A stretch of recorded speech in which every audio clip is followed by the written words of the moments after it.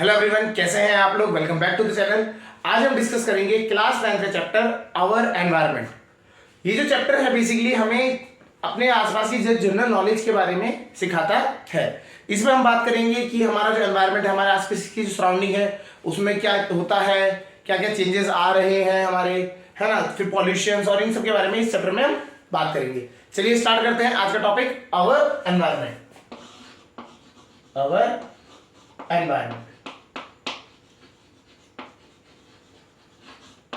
तो सबसे पहले हम बात करते हैं एनवायरनमेंट होता ही क्या है ना। तो एनवायरनमेंट समझ लेते हैं क्या होता है। अगर हम बोलते हैं हमारे आसपास की चीजें, है ना, जो हमारे आसपास चीजें हैं जो हमें सराउंड कर रही है, वो बेसिकली कुछ भी हो सकती है, मतलब लिविंग थिंग्स हो सकती है, नॉन लिविंग थिंग्स हो सकती है। तो ये सारी चीजें जो हमारे आसपास है, इस सबको क्या कहा जाता है, अवर एनवायरनमेंट में काउंट किया जाता है। तो अगर हम इसकी बेसिक डेफिनेशन बोले तो it is the some total of, it is the sum total of all the things surrounding us। तो अगर डेफिनेशन आपको पूछ देता है कि एनवायरनमेंट क्या होता है, तो आपको सिंपल बोलना है हमारे आसपास की जितनी भी चीजें हैं जो हमारे को सराउंड कर रही है, वो हमारा क्या हो गया, एनवायरनमेंट हो गया, है ना। और अगर हम इसको थोड़ा सा और डीपली जाए, है ना, तो यहां पे हम बोलते हैं which has effect on us, effect on us.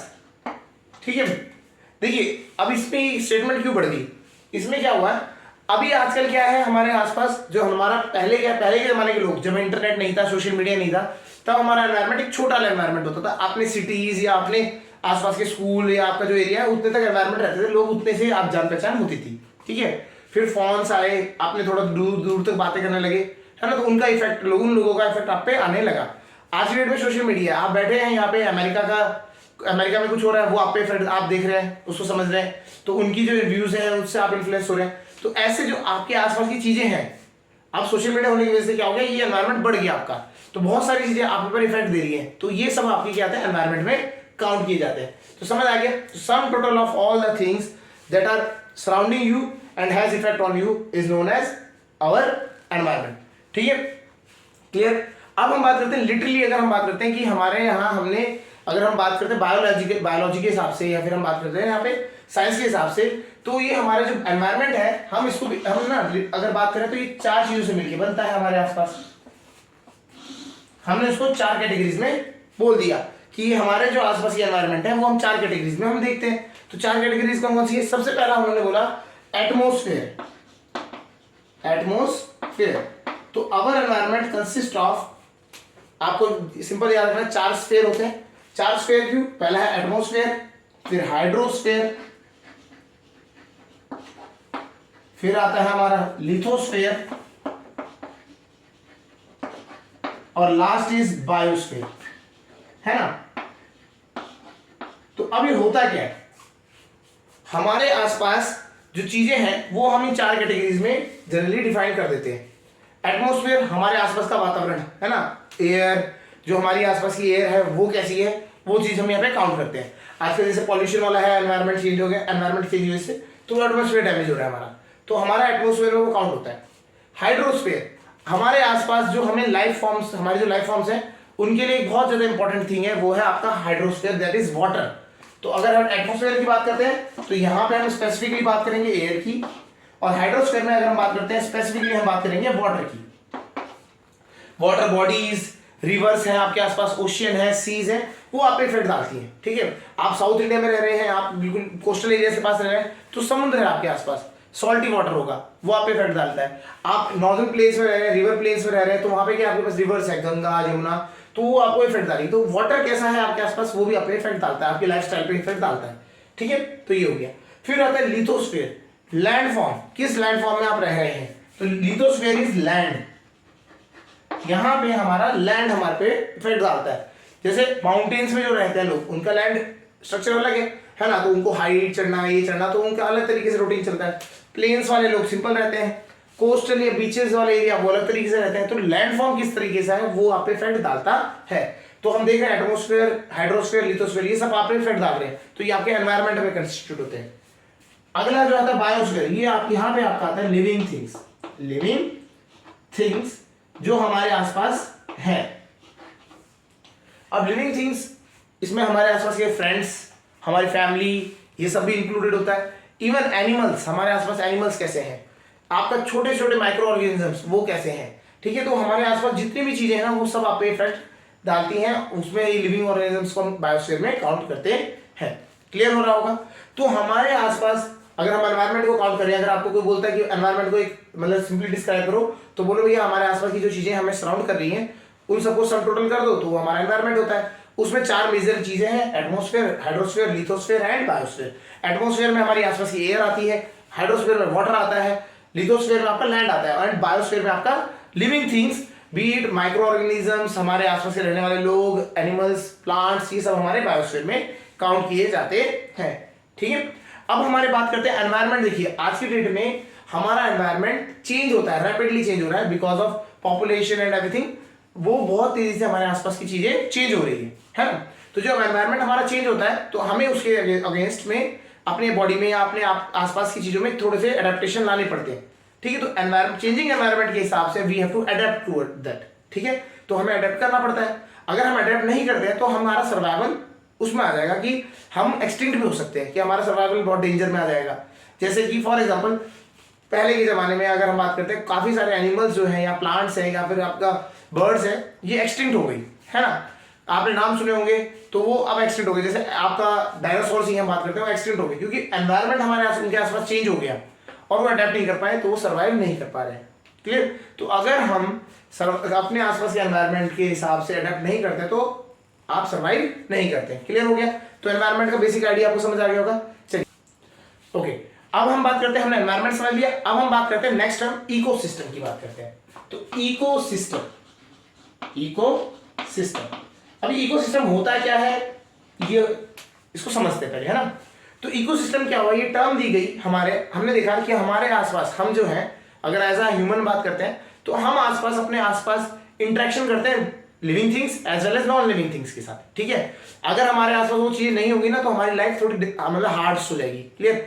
जैसे हम बात करते हैं फॉर एग्जांपल, अगर हम लिविंग थिंग्स पर बात करते हैं तो हमारे आसपास माइक्रो ऑर्गेनिजम्स है ना, उनके साथ हम इंटरेक्ट करते हैं, एनिमल्स है, प्लांट्स है, पेरेंट्स है। तो ये देखा जाता है कि ये जो सारे लिविंग ऑर्गेनिजम्स हैं ये अकेले नहीं रह सकते, आइसोलेशन में रह नहीं सकते। ठीक है, तो इनको आसपास लोग चाहिए, तो बायोटिक थिंग्स चाहिए, प्लस हमारे आसपास एबायोटिक थिंग्स जैसे कि हमारा क्लाइमेट, टेम्परेचर, ये भी हमारे पे इफेक्ट डालता है। तो हमें उनके साथ इंटरेक्ट करना पड़ता है। जैसे बारिश का मौसम आया तो आपको थोड़ा सा चेंज करना पड़ता है, रेनकोट पहनना पड़ेगा, है ना। गर्मियां आ गई तो आपके कॉटन वाले कपड़े हो जाएंगे, सर्दियां आ गई तो आप वुलन क्लोथ्स हो जाएंगे। तो आपको कपड़ों के हिसाब से मतलब चेंज करना पड़ रहा है, नहीं पड़ रहा है। तो आपको अपने आसपास के, है ना, चीजों से इंटरेक्ट करना पड़ रहा है। तो उस जो इंटरेक्शन को पूरे को हम क्या कहते हैं, इकोसिस्टम में काउंट करते हैं। ठीक है, तो होता क्या है ecosystem, it is defined as the interaction between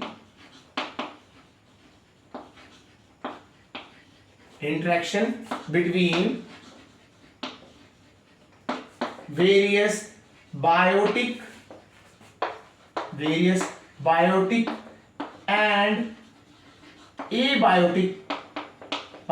and abiotic things surrounding us। जो हमारे आसपास हमारे को abiotic and biotic things surrounding कर रहे हैं, तो उनके साथ जो इंटरेक्शन होता है वो सबको हमें क्या करते हैं, इकोसिस्टम में काउंट करते हैं। क्लियर। तो इकोसिस्टम अगर हम बात करते हैं तो थोड़ा सा एग्जांपल से समझेंगे तो और अच्छे से समझ आएगा। इकोसिस्टम हमारे ना बेसिकली 2 टाइप की क्लासिफिकेशन है उनमें। हम एज अ ह्यूमन डोमिनेट कर रहे हैं हम अपने आसपास के एनवायरनमेंट में, बिकॉज हमारे पास ब्रेन है, हम थोड़ा क्या सीख सकते हैं, है ना, और हमारे पे एबिलिटी है कि लर्न करने की, है ना, क्रिएटिव है हम। तो हमने क्या किया, आसपास की चीजों पे हम डोमिनेट करने लगे, है ना। तो हमने क्या किया, आज की वजह से हमने आज जो इकोसिस्टम है वो हमने 2 तरीके के बना दिए हैं। वन इज जो हम कहते हैं जिसे नेचुरल इकोसिस्टम, नेचुरल, और जिसको हम परमानेंट भी कहते हैं, परमानेंट, जो नेचर उसको कंट्रोल करता है, नेचर उसको बना के रखता है। ठीक है, तो नेचुरल इकोसिस्टम्स या परमानेंट इकोसिस्टम हम बात करते हैं। फिर एक दूसरा जो है वो हमने क्या कर दिया, मैन मेड कहते हैं या आर्टिफिशियल कह लीजिए, दोनों एक चीज है ना। और उसकी जगह उसको ऑल्टरनेट हमने उसको हम कहते हैं टेम्परेरी भी कहते हैं, टेम्परेरी इकोसिस्टम। तो हमारे पास इकोसिस्टम दो टाइप के हो गए, वन इज नेचुरल जो परमानेंट है, लंबे टाइम तक चलेगा, सेकंड इज अगर हम मतलब इसमें इंटरेक्शन ज्यादा ना करें तो वो परमानेंट चलता है लंबे टाइम तक। और मैन मेड क्या हुआ, जो कि क्या हुआ हमने क्रिएट किया है, टेम्परेरी है, फॉर द टाइमिंग है, वो उसमें थोड़ी वो इतना स्टेबल नहीं है, सेल्फ स्टेबल नहीं होता, ठीक है। तो नेचुरल में अगर हम बात करते हैं एग्जांपल तो आपको समझ आएगा। एग्जांपल में हम बात करते हैं नेचुरल इकोसिस्टम, जैसे फॉरेस्ट नेचर बनाता है ना, पूरा लाइफ फॉर्म क्रिएट होता है कि वहां पे प्लांट्स हैं, वो एनिमल्स को ऑक्सीजन दे रहे हैं, फूड दे रहे हैं, एनिमल उसमें सर्वाइव कर रहे हैं, एनिमल अपना वेस्ट निकाल रहे हैं, उससे प्लांट ग्रो कर रहे हैं, ठीक है। एनिमल एक हायर लेवल वाला एनिमल मतलब जैसे हर्बीवोर्स हैं उनको कार्निवोर्स खा रहे हैं, तो पूरा इकोसिस्टम मेंटेन्ड है, ठीक है। तो उसे हम ऐसे इकोसिस्टम को कहते हैं नेचुरल इकोसिस्टम। और वो होता है फॉरेस्ट हो गया, आपने सुना होगा ये आपका कोस्टल एरियाज में आपको हम बात करते हैं कोस्ट्स हो गए, है ना, या आपका माउंटेन्स हो गए, है ना, ग्रासलैंड्स हो गए, ओशियंस हो गए, अगर हम एक्वेटिक इकोसिस्टम में जाए ओशियन, सीज एक्सेट्रा, बहुत सारे हैं, ठीक है। ये नेचुरल है, ये नेचुरली क्रिएट होते हैं। मैनमेड में क्या है हमारा, हम मैनमेड में हमने देखो सिंपल है, जू बना रखे हैं जहां आप देखे जाते हैं, ठीक है। बायोस्फीयर रिजर्व्स हैं, वो बेसिकली क्या, वो नेचुरल इकोसिस्टम को प्रिजर्व कर रहे हैं बायोस्फीयर रिजर्व में। तो हम यहाँ लिखेंगे जू के बाद एक्वेरियम हो गया, आपने देखा होगा घरों में एक्वेरियम बना देते हैं फिशेस के साथ, है ना। कुछ लेक्स एंड पॉन्ड्स बना रखे हैं, लेक्स एंड पॉन्ड्स ये हमने खुद क्रिएट करे हैं। जो यहाँ पे हम लेक्स एंड पॉन्ड नेचुरल वाले नहीं बोल रहे हैं, जो हमने क्रिएट करे हैं, है ना। तो इस तरीके से हमने ये इकोसिस्टम हम बोलते हैं मैन मेड में आते हैं, ठीक है। तो इकोसिस्टम समझ आ गया। तो ये इंटरेक्शन क्रिएट किया जाता है living things and non living things के साथ, उसको सब कुछ टोटल कर देंगे तो इकोसिस्टम में काउंट किया जाता है, क्लियर। इकोसिस्टम दो टाइप के होते हैं, परमानेंट इकोसिस्टम या नेचुरल इकोसिस्टम हम कहते हैं, टेम्परेरी इकोसिस्टम या फिर हम कहते हैं आर्टिफिशियल या मैन मेड, क्लियर। अब बात आती है थोड़ा सा यहाँ पे हम और चीज समझते हैं। इकोसिस्टम में दो जरूरत हुई थी, एक बायोटिक और एबायोटिक, है ना। तो हम इन्हें कंपोनेंट्स ऑफ इकोसिस्टम भी कहा जाता है। इनको अगर हम कहें तो these are also known as components of ecosystem. चलिए इनको समझते हैं। Okay, component of ecosystem, components of ecosystem. Ecosystem के कंपोनेंट्स को हम समझ लेते हैं।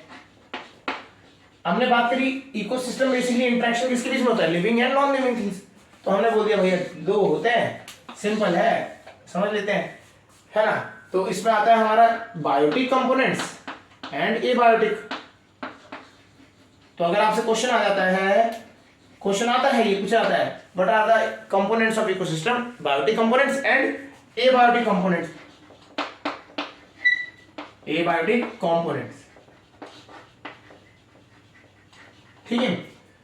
अब इनमें क्या पार्ट सकते हैं, अब समझिए बायोटिक में इन्होंने देखा कि भैया बायोटिक को अगर हम स्टडी करें डीपली, अगर हम स्टडी करें तो उन्होंने देखा कि भैया बायोटिक में लिविंग थिंग्स में आते हैं। तो लिविंग थिंग्स हमारे को depending upon their food habits मतलब फूड किस तरह से उनके आता है, उनके पास मिलता है, तो उसके हिसाब से हमने बायोटिक कंपोनेंट्स को मेनली तीन पार्ट्स में डिवाइड किया है। वन आर प्रोड्यूसर्स जिन्हें हम कहते हैं ऑटोट्रॉफ्स। ये न्यूट्रिशन लाइफ प्रोसेस चैप्टर में पूरा पढ़ते हैं सही से, फर्स्ट है ना बायो का फर्स्ट चैप्टर जो होता है autotrophs. these are the organisms that make their own food। ये जो अपना खाना खुद बनाते हैं, किससे, with the help of sunlight, water, carbon dioxide, मतलब जो आपके मिनरल्स होते हैं ना उनसे, क्लियर। इसमें कोई लाइफ फॉर्म जरूरत नहीं, किसी और लिविंग थिंग्स पे डिपेंड नहीं करते। तो ये हो गया प्रोड्यूसर्स, क्लियर। फिर उसके बाद सेकंड हमने बोला जो प्रोड्यूसर्स को खाते हैं, है ना, तो हमने क्या किया, इनको बोला हेट्रोट्रॉफ्स की कैटेगरी में डाल दिया। ये ऑटोट्रॉफ्स थे, ये heterotrophs, which depends upon another organism for food, ठीक है। तो दूसरे पे डिपेंड करते हैं। दूसरे पे डिपेंड करना मतलब क्या हुआ, जैसे इसमें हमारी कैटेगरीज आ जाती हैं अलग अलग। जैसे आपने सुना भी होगा हर्बीवोर्स, जो कि क्या खाते हैं, खाली प्लांट्स को खाते हैं। फिर next is carnivores and last is omnivores, जो दोनों को खाते हैं, animal as well as plants. Humans omnivores में आते हैं। हर्बीवोर्स में डियर, ठीक है, काउ, ये इस तरह से आती हैं। और कार्निवोर्स में आपका टाइगर है आपका, है ना, आपका, और लायन इसमें आता है। बहुत सारे एग्जांपल्स आपको पता ही होंगे, है ना। उसके बाद जो लास्ट है दैट आर डीकंपोजर्स। डीकंपोजर्स, है ना। इसमें ऊपर वाले में एक और चीज रख लीजिए, पैरासाइटिक भी इसमें काउंट कर लेते हैं। पैरासाइट्स, पैरासाइट्स क्या होते हैं, जो कि किसी लिविंग ऑर्गेनिज्म पे जाके बैठ जाते हैं, उनको अपना होस्ट बना लेते हैं। होस्ट क्या होता है, जो जिसके ऊपर से क्या करेंगे, न्यूट्रिएंट लेते रहेंगे, उसको मारेंगे नहीं, बस उससे क्या खून पीते रहेंगे। जैसे फॉर एग्जांपल लीच, आप पे चिपक गया, उस हिसाब से न्यूट्रिशन लेता रहा, ठीक है, मारेगा नहीं आपको, वो आपसे न्यूट्रिशन लेता चले जाएगा। मॉस्किटोज आपसे ब्लड ले लेता है। और इसी तरह से अगर हम बात करें टेप फॉर्म, है ना, पेट के कीड़े जिसे हम बोलते हैं, तो इस तरीके से रहते हैं, पैरासाइट्स रहते हैं। डीकंपोजर्स या इन्हें हम कहते हैं सैप्रोट्रॉफ्स। सैप्रोट्रॉफ्स जो कि डेड एंड डिकेइंग ऑब्जेक्ट को खाते हैं। कोई चीज सड़ रही है, गल रही है, उसको ये खाने वाले लोग होते हैं सैप्रोट्रॉफ्स और या डीकंपोजर्स। क्लियर।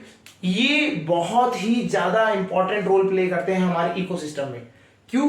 बिकॉज अगर सपोज करो किसी ऐसा टाइम हो जाए कि हमारे ना आसपास सारे डीकंपोजर्स खत्म हो जाए, गायब हो गए, ठीक है, तो प्रॉब्लम क्या होगी, अगर आप एक केले का छिलका खा के फेंकेंगे भी ना, वो वहीं पड़ा रहेगा, वो गलेगा नहीं, डेड और डिके नहीं होगा, उसमें फंगस बैक्टीरिया ये कोई अटैक ही नहीं करेंगे, तो वो ऐसी का वैसी पड़ा रहेगा। और सोचो कि अगर बहुत जनरेशन चलती रहेगी, टाइम के साथ क्या होगा, ये केले के छिलके ऐसे बहुत सारे हो जाएंगे, तो गार्बेज के डंप्स बन जाएंगे बहुत सारे। तो ये गार्बेज ये क्लीनर भी होता है। अगर हम बात करें, decomposers are the house keepers of an ecosystem. Decomposers का काम क्या है, एक हाउस कीपर की तरह काम करते हैं इकोसिस्टम के। क्लियर हो गया नहीं हो गया? तो ये बहुत इंपॉर्टेंट पार्ट में हमारी तरफ हम कहते हैं इकोसिस्टम में बहुत ज्यादा इंपॉर्टेंट पार्ट रोल प्ले करते हैं। क्लियर। ये तो हो गया हमारे बायोटिक का पार्ट, है ना।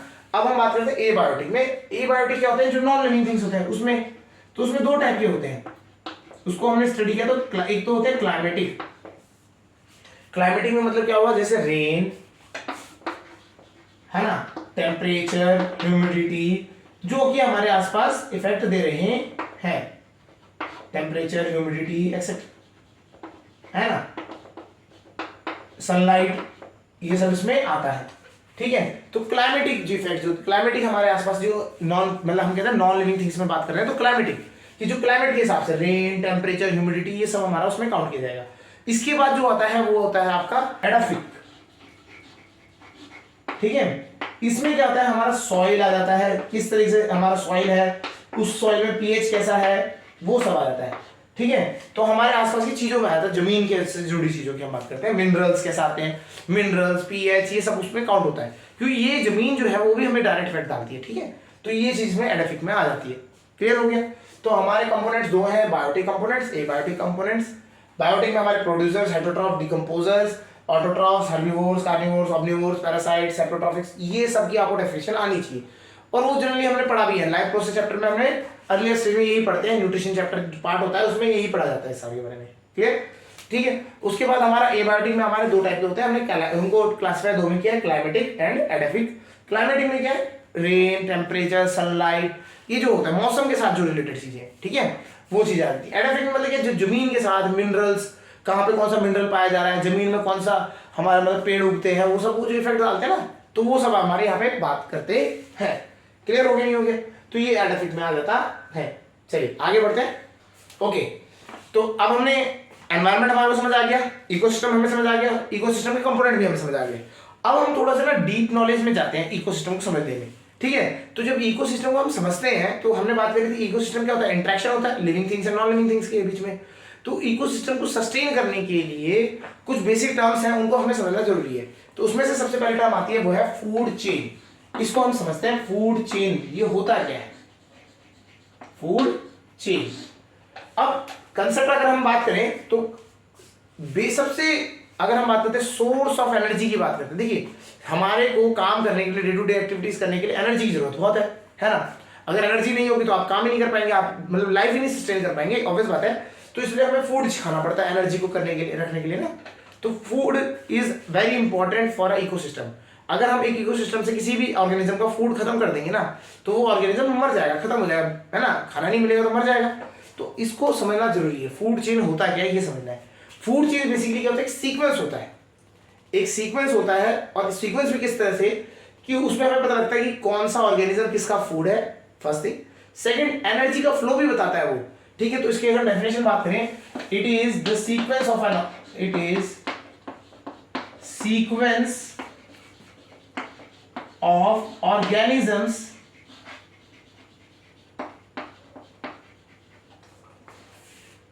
which shows the flow of food और फूड भी नहीं, मेनली हम जिसको बात करते हैं energy, food and energy in an ecosystem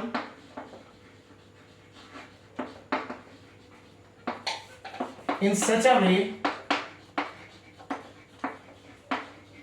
that the first organism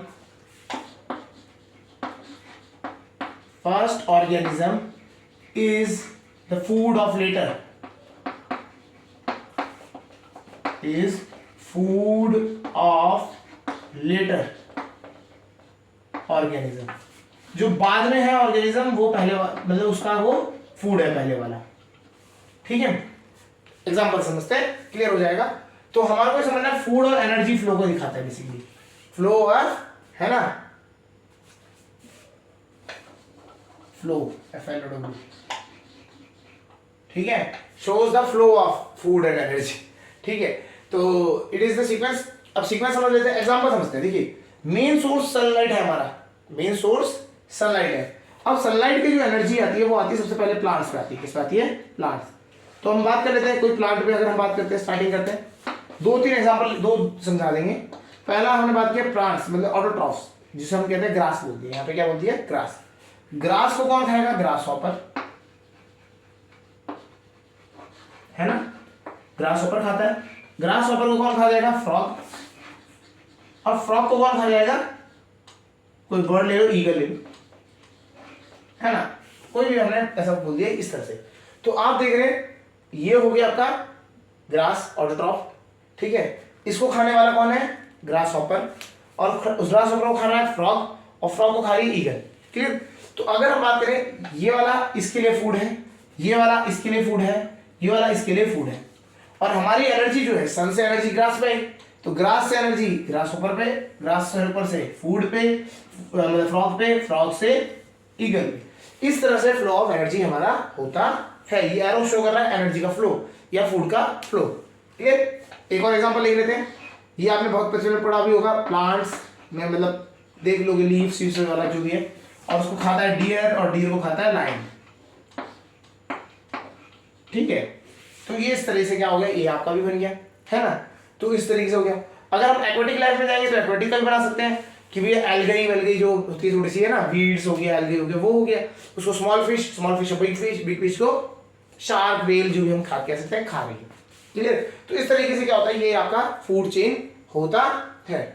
at the end of the food chain, याद रखिएगा, at the end of the food chain जो ईगल या लायन है ना, इनको डिकम्पोज करके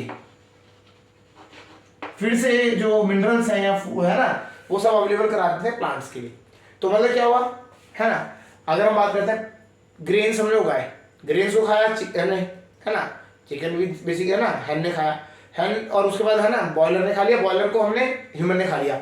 अब ह्यूमन जब डेड होगा ना, तो डिकम्पोजर क्या करेंगे, सारा का सारा जितना भी उसके अंदर से न्यूट्रिएंट जो भी है वो रीसाइकिल करके, है ना, पूरा वो करके आपको पूरे एनवायरनमेंट में वापस सर्कुलेट कर देंगे। तो रीयूजेबल बना देते हैं, किसके लिए? प्लांट्स के लिए। फिर प्लांट्स उगेंगे, फिर वो खाएगा। तो इस एक टाइप का इस चेन चलता चले जाता है, क्लियर। तो डिकम्पोजर का रोल ये है कि जो भी न्यूट्रिएंट्स है ना उसको अवेलेबल करा देता है, ठीक है। इस न्यूट्रिएंट्स को, इन न्यूट्रिएंट्स प्लस सनलाइट की हेल्प से प्लांट्स फिर से अपना खाना बना लेते हैं। जैसे कि हमारा वेस्ट जो होता है वो प्लांट्स के लिए क्या हो गया, फूड की तरह होता है ना, वो आया, उसने न्यूट्रिएंट्स दिए, और सनलाइट की हेल्प से, उन न्यूट्रिएंट की हेल्प से उन्होंने प्लांट ने अपना खाना बनाना स्टार्ट कर दिया। तो इस तरीके से फ्लो चलता है। तो आपको बस बेसिकली ये फ्लो पता होना जरूरी है। समझ आया नहीं है? क्लियर? यहां पे समझ आ गया, फूड चेन समझ आ गया होगा। नेक्स्ट थिंग, जो नेक्स्ट टॉपिक होता है वो है आपका ट्रॉपिक लेवल। यहीं पे समझा देते हैं ट्रॉपिक लेवल क्या होता है। आपको काफी जगह सुनने को मिलेगा ट्रॉपिक लेवल, ट्रॉपिक लेवल। तो इन्होंने बोला कि देखो ये जो स्टेजेस हैं 1 2 3 4, तो फूड चेन ना स्टेजेस में है अवेलेबल, है ना। तो जो स्टेजेस होती है हर स्टेज को या हर लेवल को ट्रॉपिक लेवल कहा जाता है ना। तो each level of food chain, each level of food chain is known as trophic level, is known as trophic level. ठीक है, हर एक जो है वो ट्रॉपिक लेवल में काउंट किया जाता है। तो समझ आ गया होगा आपको। तो ट्रॉपिक लेवल समझ आ गया। तो हमेशा याद रखिएगा फर्स्ट ट्रॉपिक लेवल, हमेशा याद रखिएगा फर्स्ट ट्रॉपिक लेवल वो हमेशा क्या होता है, ऑटोट्रॉफ्स होते हैं। ठीक है, ये क्वेश्चन हो गए। तो क्वेश्चन इस तरह से आता है, ये बहुत बार पूछा हुआ क्वेश्चन है, तो इसलिए इसको हम लिखवा देते हैं, है ना। Why autotrophs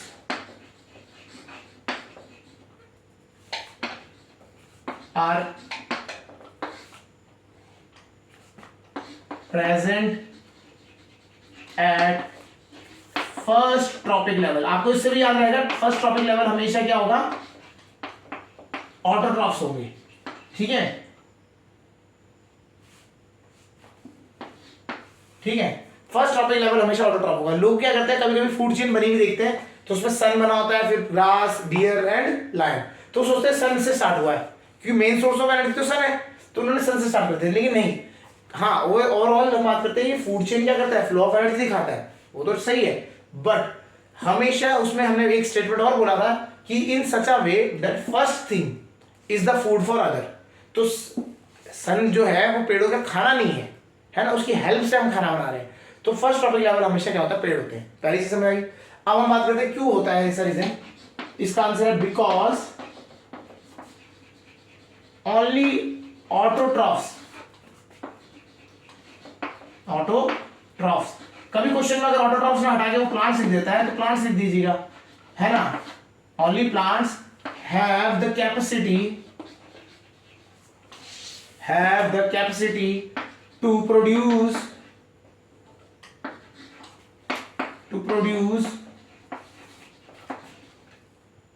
food from abiotic things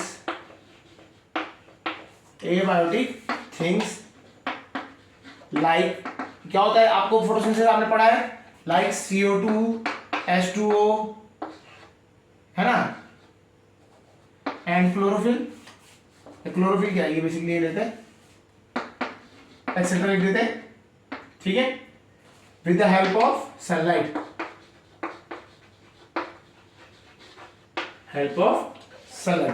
ये टैलेंट खाली किसके पास है, ये टैलेंट खाली आपका ऑटोट्रॉफ्स के पास ही है कि वो क्या करते हैं, सनलाइट की हेल्प से अपना वो जो आसपास का जो भी उसके पास वाटर, CO2 जो एटमॉस्फेयर से मिल रहा है, चीजें मिनरल्स, इनकी हेल्प से खाना बना लेते हैं अपना। ठीक है, ये हमारे में टैलेंट नहीं है, हमारे अंदर ये कैपेसिटी नहीं है, तो हम इसमें फर्स्ट में कभी नहीं आते। तो फर्स्ट में हमेशा प्रोड्यूसर्स आते हैं, है ना, या फिर हम ऑटोट्रॉफ्स कह लीजिए या प्लांट्स कह लीजिए, इनमें से कोई भी वर्ड आएगा तो आपको आंसर ये होना चाहिए, because they only have the capacity to perform this type of conversion in which they use carbon dioxide, water, जो हमारे एबायोटिक थिंग्स है ना, with the help of sunlight they produce their food. ठीक है, ये बनाते हैं। क्लियर हो गया, समझ आएगा। चलिए अब हम बात करते हैं, आगे बात करते हैं फूड वेब की। होता क्या है फूड वेब, समझ लेते हैं। फूड वेब, अब आता है फूड वेब। देखिए फूड चेन ना, ये आपको डाटा तो दिखाती है, but it is a incomplete chain. Incomplete क्यों बोलते हैं, अगर हम इकोसिस्टम को समझते हैं ना, तो इकोसिस्टम में एक ऑर्गेनिज्म, सिंपल ऐसे नहीं कह सकते एक ऑर्गेनिज्म एक ही, मतलब एक ऑर्गेनिज्म पर्टिकुलर एक ही चीज खाएगा, ऐसा तो है नहीं। जो डियर है वो ऐसा तो नहीं ग्रास ही खाएगा, उसके अलावा जो पेड़, हर्ब्स, बुशेस है ना, स्क्रब्स, ये जो है इनको भी तो खाएगा। तो ऐसा नहीं है कि वो खाली ग्रास को खाएगा, उसके पास ऑप्शन बहुत सारे अवेलेबल है। ऐसे ही अगर हम बात करते हैं लायन खाली डियर को थोड़ी ना खाएगा, उसके पास ऑप्शन रैबिट भी है, उसके पास बुल भी है, मतलब अलग अलग एनिमल्स हैं जो अवेलेबल होंगे, है ना। तो उसके पास ऐसा नहीं कि एक पर्टिकुलर ऑर्गेनिज्म डाइनिंग के लिए आता है ना, जिसको आप उसको खा सकते हैं। आपको बहुत सारे ऑर्गेनिज्म होते हैं, तो इसमें क्या होता है, फूड वेब बनाया जाता है उस चीज को सॉल्व करने के लिए, इस प्रॉब्लम को सॉल्व करने के लिए फूड वेब बनाया जाता है। ये होता क्या basically, it is the interconnection of various food chains, interconnection of various food chains. अच्छा, इसका फायदा क्या है, ये प्रैक्टिकलिटी को शो करता है। फूड वेब काफी में हम कह सकते हैं ये प्रैक्टिकल चीज है ना। फूड चेन प्रैक्टिकल नहीं है। जैसे कि फॉर एग्जांपल अगर हम बात करते हैं, एक इकोसिस्टम है ग्रास, है ना, हमने पढ़ा ग्रास को, अभी हमने रिसेंटली पढ़ा था ग्रास हॉपर खाएगा, ग्रास हॉपर को फ्रॉग खाएगा और फ्रॉग को ईगल खाएगा, है ना। चलिए ये तो हो गया। अब ग्रास को जरूरी थोड़ी ना, ग्रास को रैबिट भी खा सकता है और रैबिट को लायन भी खा सकता है ना। या फिर ग्रास को आप ये कह लीजिए डियर खा रहा है, डियर को सीधा लायन खा रहा है ना। क्लियर हो रहा है ऐसा। और ये भी है कि रैबिट जो है, रैबिट को टाइगर खा रहा है, ग्रास रैबिट टाइगर है ना। और डियर को, है ना। तो और अगर हम बात करते हैं डियर में और भी हो जाएंगे वहां पे, है ना। टाइगर हो गया आपका, चीता हो गया, और कोई कार्निवोर्स वो खा ले रहा है, ठीक है। रैबिट हो गई, मतलब आपके देख रहे हैं इंटरकनेक्टिविटी है, ठीक है। फ्रॉग को स्नेक भी खा जाता है, स्नेक को फिर ईगल खा ले रही है, ठीक है। ये हो गया, ठीक। ग्रास हॉपर को जरूरी थोड़ी ना कि फ्रॉग ही खाएगा, ग्रास हॉपर को आपकी कोई बर्ड खा लेगी, कोई बर्ड है उसने खा लिया, है। तो आपका देख रहे हो क्या हो रहा है, बहुत सारी इंटरकनेक्टिविटी है। अब डियर के लिए खाली ग्रास थोड़ी ना है, यहाँ पे आपने पेड़ भी ले ली, प्लांट्स, वो हो गया। ग्रास हॉपर प्लांट्स को भी खा सकता है ना। रैबिट्स प्लांट्स के पत्ते खा सकता है ना। तो बहुत सारी चीजें इंटरकनेक्शन है। जब आप इसको बहुत वेब को बनाओगे इकोसिस्टम का, तो आपको पता लग जाएगा कि एक ऑर्गेनिज्म को खाने के लिए बहुत सारी चीजें अवेलेबल है ना। तो अगर हम बात करते हैं अगर सस्टेनेबिलिटी बनेगी तो कहां दिखाई दे रही है, इससे दिखाई दे रही है कि हाँ जी, कल के डेट में सपोज करिए सूखा पड़ गया, घास सारी खत्म हो गई, तो आप तो सोचेंगे अगर फूड चेन पड़ी होती है आपने, तो आप सोचते हैं ये ग्रास हॉपर भी खत्म हो जाएगा। जब ग्रास खत्म होगी तो ग्रास हॉपर खत्म, फ्रॉग और सब मर जाएंगे एक साथ ही। ऐसा नहीं होता, ग्रास खत्म हुई, प्लांट अवेलेबल है। प्लांट्स जो है जो पेड़ में रह गए वो डियर खा रहे हैं, ग्रास हॉपर ऊपर चढ़े हुए हैं, वो वहां से खा रहे हैं। तो इस तरीके से वो अपने आप को ऑर्गेनिज्म बहुत सारे फूड्स को लेके चलता है। तो वो क्लियरिटी आपको कहां से पता लगती है, फूड वेब से पता लगती है। तो इसलिए हम क्या करते हैं, फूड वेब्स को बनाया जाता है। क्लियर हो गया, समझ आ गया होगा। तो हमने ये एनवायरनमेंट समझ लिया, इकोसिस्टम समझ लिया, इकोसिस्टम के कंपोनेंट समझ लिए, food chain and food web को हमने यहाँ समझ लिया। क्लियर।